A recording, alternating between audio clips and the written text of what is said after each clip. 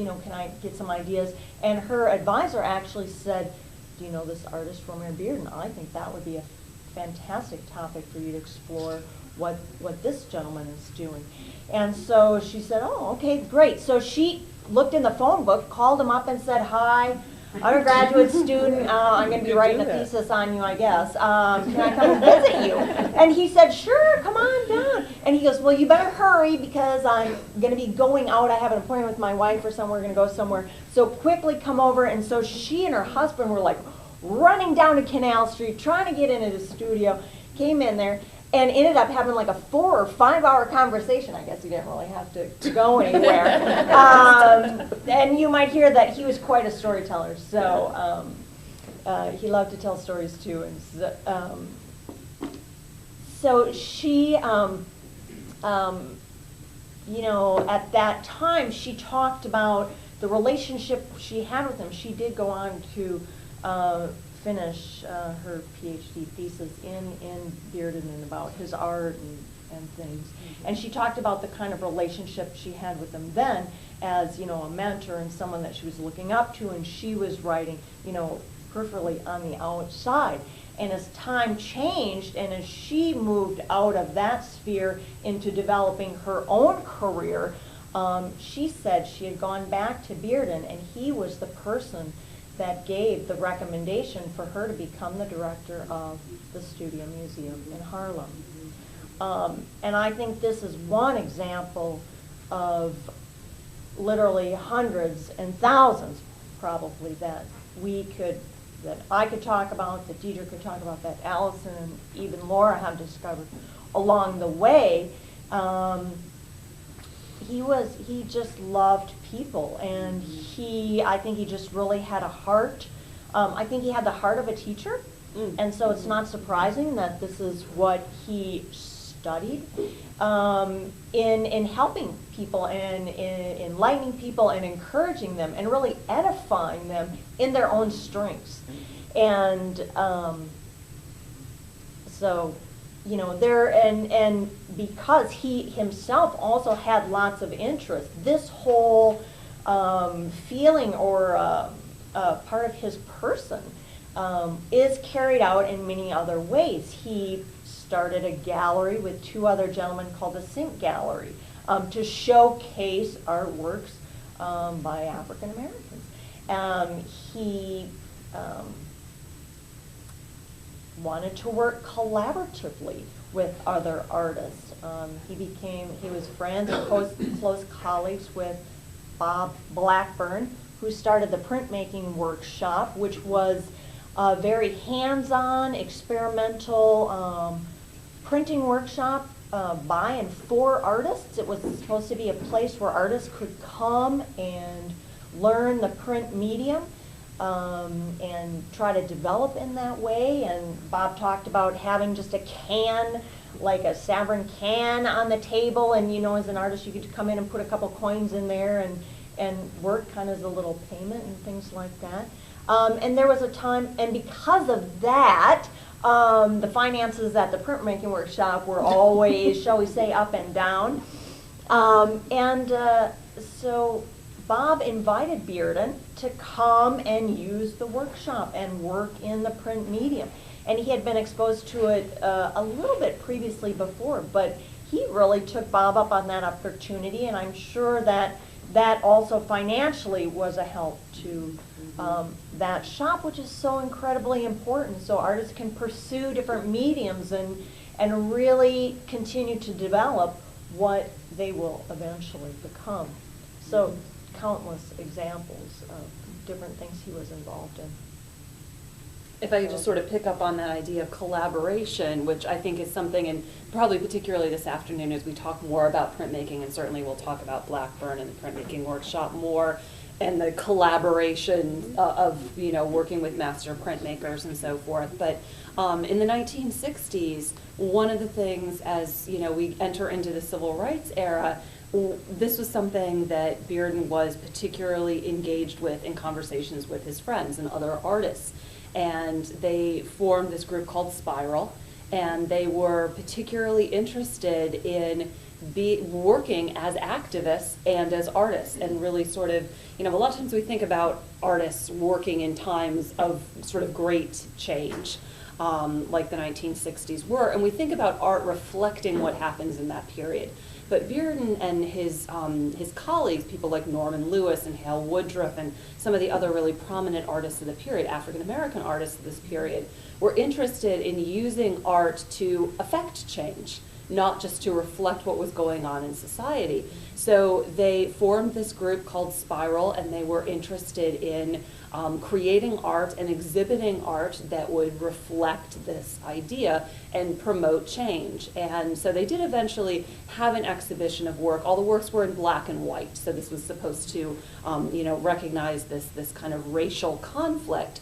But initially what Bearden's idea was that they collaboratively create a collage, and supposedly he brought out all these materials and papers, and he wanted people to engage in this. And I think that maybe some of his colleagues were a little bit less enthusiastic because the idea didn't really go anywhere, and they did not create a big collaborative collage, which would have been really fascinating. But Bearden himself then worked on collages, and he exhibited them in their show. It was at a gallery, I think, down on Christopher Street. But it was that spirit, not only of sort of activism, but also that spirit of collaboration and always being engaged with other people. And a lot of times we think about artists as being really competitive and maybe sort of fighting against each other to achieve certain things. But and I'm sure that he was probably like that to a certain extent as a survival mode, but there always seems to be more of a spirit of camaraderie that comes across when you read about or listen to interviews that he gave in his relationship with other artists. And I think Spiral is probably a great example of that. Spiral is a great example, but also Bearden was involved with other artists outside of the visual art.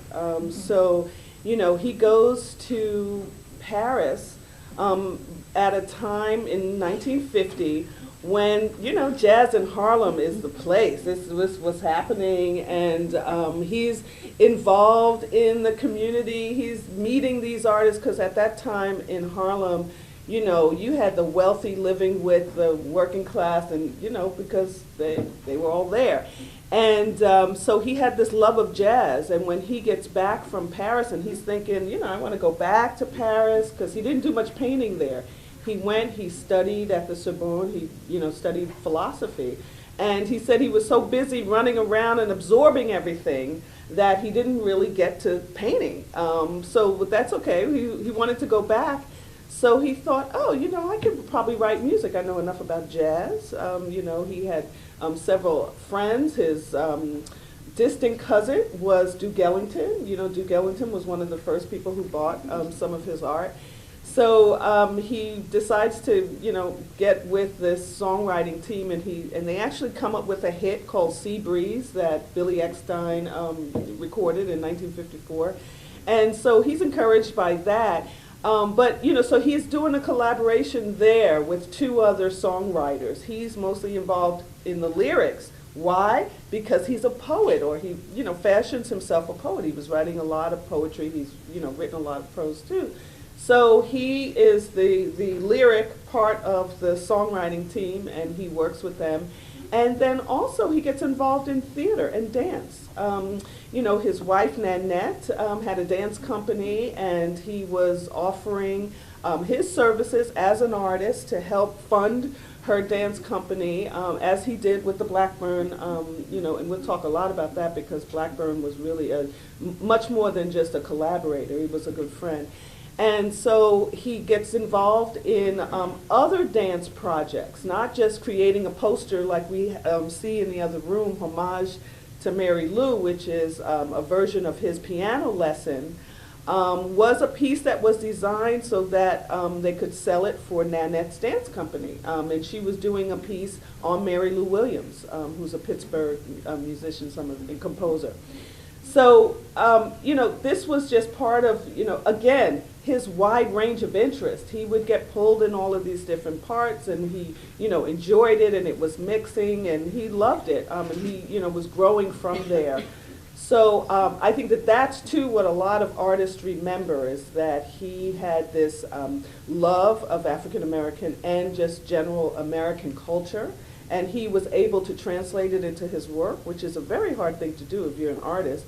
You know, translating these ideas and feelings and love of culture, and you know, getting and ending up with a universal thing that people can really relate to. Almost everybody can relate to something in his work. And then, you know, having these friendships and getting involved in arts that are beyond him, but then inform his work as well. So theater, dance, he does a whole ballet that he writes and creates the costumes for. It doesn't get done. It was for the Alvin Ailey dance group, and it doesn't get done, but other ballets got done. So these were in part interests of his, and collaborating with other artists. Well, these ladies are good because they anticipated my next question. So while I regroup and think of another question, does anyone have a question from the audience? We'd love to have this become a dialogue as well. Somebody must have a thought. Oh, look, hands up. Jamie, let's start with some.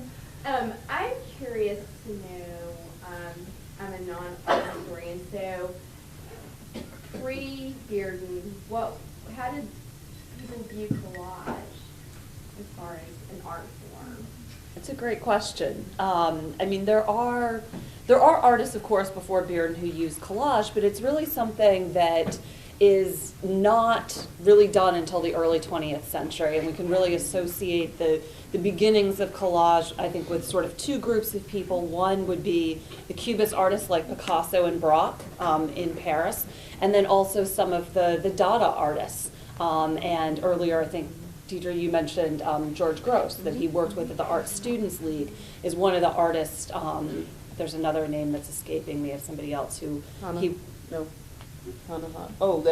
with. That Gross knew, that was also sort of instrumental in that. I'm sorry, his name is escaping me. But, you know, we really see in the very first years of the 20th century that artists begin working in collage. And then you have Matisse, maybe not so much collage, but with the paper cutouts and utilizing paper and the application of paper. And so we see a lot of people in that period really, and it kind of takes off. And I would say that probably all three of those sort of different individuals or small groups of people had a direct influence on Bearden as a collagist. Certainly he once describes Matisse as his favorite artist. We know that he was greatly influenced by his paper works. He obviously studied with George Gross. He met Picasso when he went to Paris, and became really familiar with those kinds of collages that he had been working on. And in many ways, I think of Bearden really as the guy who brought collage to America and made it really viable here, because those are, for the most part, we're talking about European artists, and you know that tradition then becomes popularized in America by Bearden.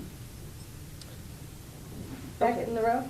Yes, I'd like to, I know he was influential in collage, but I want to know how impactful was it when you decided to incorporate sound in block? You know, I think he was one of the first. I mean, they don't make mention of any other artists incorporating sound. That's a good question. I know that when he first exhibited the block is, like I mentioned that earlier, owned by the Met. It's an iconic Bearden work in 6 parts, and it's usually shown together. It sort of has a feel of a mural, because it's a long piece for the wall. But when he first exhibited the block, he did want to have viewers experience the sounds of the city. The block is a piece that he did that depicts loosely Lenox Avenue in Harlem between 132nd and 133rd. I mean, you can actually really see there's 1 or 2 buildings that are, like the funeral home is still there, and the liquor store until recently had this long liquor sign, like it's a strip on the side of the building. That was recently removed, but the funeral parlor is still there. But I think he was, he did a lot of street scenes in the projection period, 1964. Part of that spiral show were two works that were city scenes, The Dove and The Street. And he does them over and over again. In fact, we see them in print and other things too. So the exhibition did involve music, but you know, I'm trying to think, I do not believe that he brought sound into any other shows that I know of. So I'm not sure if that was his idea or if he, you know, the gallery, you know, allowed him to do that. But he did want to bring the sounds and life of the street. That was really important for him to have people experience that while they were looking at the work. But that's a good question, whether he was mixing it up. I don't know of any other works of his that were exhibited in that way, but I think that knowing what we know of him as a musician and that great interest that he had, it certainly makes sense that that was something that he thought was an integral part of viewing the block, that you'd be able to not just visually, but also, you know, experience other aspects of that. Well, what I will add, though, to that is that, you know, there's one show, Prevalence of Ritual, where he is kind of going back to his Southern roots, and the exhibition includes writings on the wall. So he's trying to bring in a different voice, and so, you know, he's talking about some of the characters in the works, and he's saying, you know, Maudel Sleet had a garden that was magic. You know, I'm just, you know, not remembering the exact words, but he would write it on the wall, literally on the wall of the gallery, were all of these little vignettes, little stories of the paintings and the characters. So he was bringing in different voices, I think, at different times, and wanted you to experience a little bit of that story while you were looking at the pieces.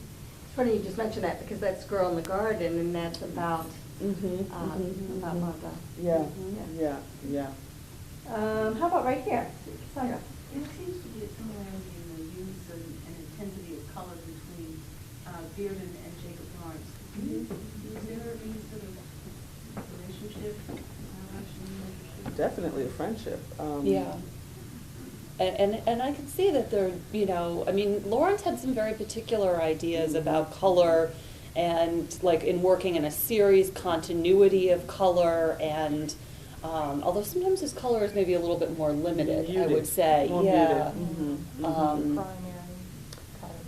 Right. But, I mean, certainly Bearden was a great lover of color, even more so, we were speaking about this earlier, after his time in the Caribbean really brought out that color even to a greater extent. Yeah, they did share a studio at one, like just one moment, short time, and they were definitely friends and knew of each other. So, but in terms of their work, I mean, I think a lot of people see, you know, they see the black figure in the work, and they see color, and they see the sort of cubist forms that they sort of feel they're in similar stride with. Yeah. Go ahead. I was just curious what was going on in Bearden's life around 1979, because it appears that the vast majority of these prints were pulled around that time period. Okay, let's see, 1979. Well, you know, I will say that, to my knowledge, the move to prints had something to do with, you know, finally being at a level where his work was kind of expensive, you know, at that point for a lot of people, just, you know, regular folk, that he wanted to own his work. And so he was encouraged to try to make works that were multiple, that were, you know, medium priced, and he wanted everyone to own something of his. And so I think that was the general move. He was already at a level where he'd been working. He was at the, you know, the height of his career, and I think that this was a generous move, but it also was a move towards experimentation, which he'd done throughout his whole life, and was interested in this different, you know, avenue.